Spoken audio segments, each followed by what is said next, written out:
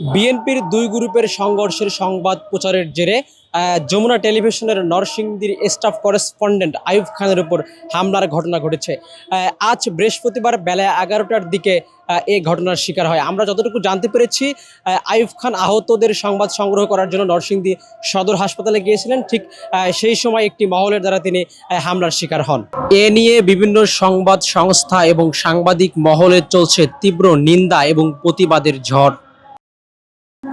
যখনই আমরা মূলত ক্ষমতাসীন বা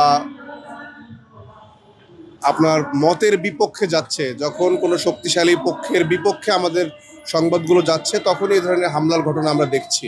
কিন্তু সরকারের পক্ষ থেকে যদি এই ধরনের ঘটনার যথাযথ ব্যবস্থা না নেওয়া হয়, আগামী যে সামনে নির্বাচন আসতেছে, এই নির্বাচনে সাংবাদিকতা করা আমাদের জন্য আরও বেশি কঠিন হয়ে যাবে। এবং এই যে যমুনা টেলিভিশনের সাংবাদিকের উপর যে হামলার ঘটনা ঘটেছে, এই হামলার তীব্র নিন্দা আমি জানাই এবং সুষ্ঠু বিচারের দাবি জানাচ্ছি আমি।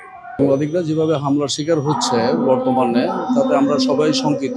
আমরা যারা সংবাদ কর্মী এবং সংবাদের সাথে যারা জড়িত আছে সকলেই শঙ্কিত, এবং প্রত্যেকটা ফ্যামিলি, আমাদের সংবাদ কর্মীদের প্রত্যেকটা ফ্যামিলি সংকীর্ণ। পেশাগত দায়িত্ব পালন করতে যে প্রতিনিয়তই আমরা দেখেছি সাংবাদিকদেরকে ঝুঁকি নিতে হয়। তো আজকেও আমরা দেখেছি যে অনাকাঙ্ক্ষিত এবং দুর্ভাগ্যবশত একটি হামলা হয়েছে আমাদের নরসিংদীতে একজন সাংবাদিকের উপর। আমরা এই ঘটনার তীব্র নিন্দা এবং প্রতিবাদ জানাই। একই সঙ্গে আমরা দেখছি যে আসলে সাংবাদিক হত্যা বা সাংবাদিকদের উপর হামলার ঘটনাগুলোতে পুঙ্খানুপুঙ্খভাবে বিচার হয় না, এবং যারা হামলার ঘটনায় জড়িত থাকে তাদেরকে পুরোপুরিভাবে বিচারের আওতা আনা হয় না। এই কারণেই দিন দিন ঘটনাগুলো বেড়েই চলেছে।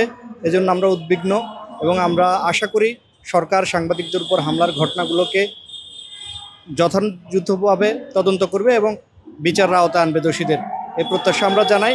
না হয় সাংবাদিক সমাজ বসে থাকবে না, তারা কিন্তু আবারও রাজপথে নামতে বাধ্য হবে।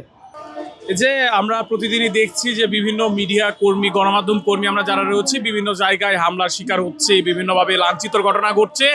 শুধুমাত্র রাজধানীতেই না, পুরো বাংলাদেশ জুড়ে কিন্তু এই বিষয়টা আমাদের চোখে পড়ছে। আজকে সকালেই ফেসবুক খুলে, সোশ্যাল মিডিয়া খুলে যেটি দেখলাম যে যমুনা টেলিভিশনের স্টাফ করেসপন্ডেন্ট কিন্তু হামলার শিকার হয়েছে। তো সাংবাদিকদের প্রতিনিধিত্ব হামলার শিকার হচ্ছে, তবে বিচার হচ্ছে না। আমাদের সকল গণমাধ্যম কর্মী যারা রয়েছে সকলের উচিত যে আমরা এইসব বিষয় নিয়ে যত দ্রুত সম্ভব সকলে একত্রিত হয়ে একটি সমাধানে আসার, যাতে সাংবাদিকের উপর হামলা হলে আমরা তাৎক্ষণিক তার ব্যবস্থা বা বিচার চাইতে পারি।